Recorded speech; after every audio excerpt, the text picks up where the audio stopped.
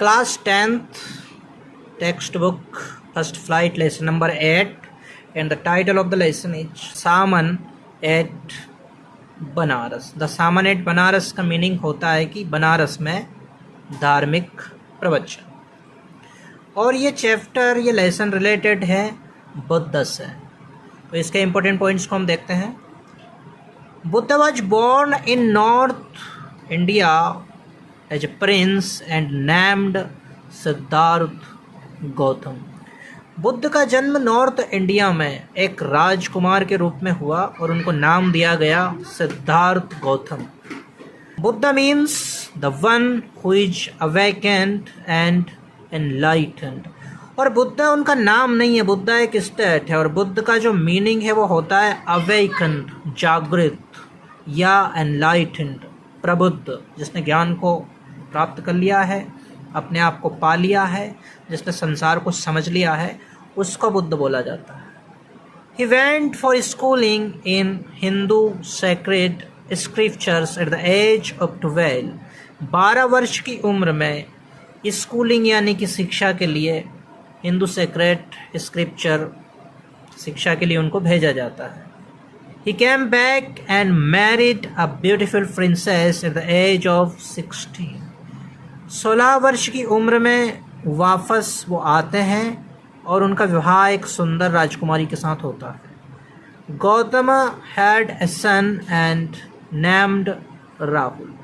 उनका विवाह जब होता है तो गौतम को एक पुत्र होता है जिसका नाम राहुल रखा जाता है। The lived for 10 years as befit royalty. और शादी भी हो गई, बच्चा भी हो गया, और 10 वर्षों तक वो अपना शाही जीवन व्यतीत करते हैं।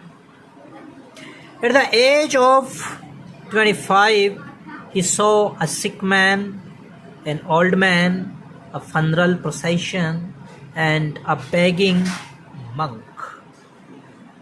25 वर्ष की उम्र में जब गौतम हंटिंग के लिए जा रहे थे, शिकार के लिए, उस टाइम पे उनको ये दृश्य दिखते हैं। एक बीमार व्यक्ति उनको दिखाई देता है, एक बूढ़ा उनको दिखाई देता है, एक अर्थी जा रही थी वो दिखाई देती है, और एक भिखारी, कोई मंक है जो मांग रहे थे, वो उनको दिखाई देता है। गौतम वॉज फिल्ड विद सोरो।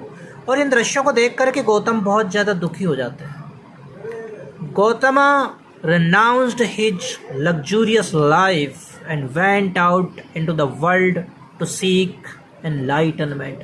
इन दृश्यों को देखकर गौतम बुद्ध का मन बदल जाता है और अपनी वो शाही जिंदगी को छोड़ देते हैं। जो उनकी लग्जूरियस लाइफ थी उसको वो त्याग देते हैं और एनलाइटनमेंट यानी प्रबुद्ध की खोज में घर से निकल जाते हैं। He wandered for 7 years, then sat under a people tree. 7 वर्षों तक गौतम इधर उधर जंगलों में भटकते रहते हैं और फिर फाइनली एक दिन वो डिसीजन लेते हैं कि अब मैं बैठ जाता हूँ और जब तक ज्ञान की प्राप्ति नहीं होगी नहीं उठूँगा, और एक पीपल के वृक्ष के नीचे वो बैठ जाते हैं। He were vowed to stay until enlightenment come। उस जगह पर वो वचन लेते हैं कि जब तक ज्ञान की प्राप्ति नहीं होगी मैं नहीं हिलूंगा। He got enlightenment after 7 days। 7 दिनों के बाद उनको बुद्धत्व की प्राप्ति होती है। He renamed the tree the Bodhi tree, tree of wisdom। और वो फिर वहाँ पर ज्ञान की प्राप्ति जब कर लेते हैं तो उस पेड़ को बोधि ट्री यानी कि बुद्धि का पेड़, ट्री ऑफ विजडम कहते हैं। He then started preaching। उसके बाद बुद्ध ने जो ज्ञान प्राप्त किया उसको प्रीच करने लगते हैं, उनकी शिक्षा लोगों तक पहुँचाने लगते हैं। He gave his first sermon at Banaras. उन्होंने अपना प्रथम उपदेश बनारस में दिया। कीसा गौतमीज ओनली सन डाइड। और इसी में फिर कहानी में ट्विस्ट आता है कि एक कीसा गौतमी नाम की महिला होती है जिसका एक पुत्र होता है एकमात्र, वो मर जाता है और उसको पता चलता है कि ये कैसे ठीक हो सकता है? तो कोई बताते हैं कि गौतम बुद्ध शायद ठीक कर दें, तो बुद्ध के पास जाती है अपनी समस्या लेकर के। She asked Buddha to cure her child, her son. और अब बुद्ध को बताती है कि मेरा पुत्र मर गया है, तो तुम उसे ठीक कर दो। Buddha asked her to procure a handful of mustard seeds from the house where no beloved one had ever died. तो बुद्धा कीसा गौतमी को बोलते हैं कि तुम किसी घर में जाओ और एक मुट्ठी सरसों के बीज लेकर के आओ, लेकिन ऐसे घर से लेके आओ जहाँ पर आज तक किसी प्रियजन की मृत्यु ना हुई हो। Kisa Gautami understood that is common to all.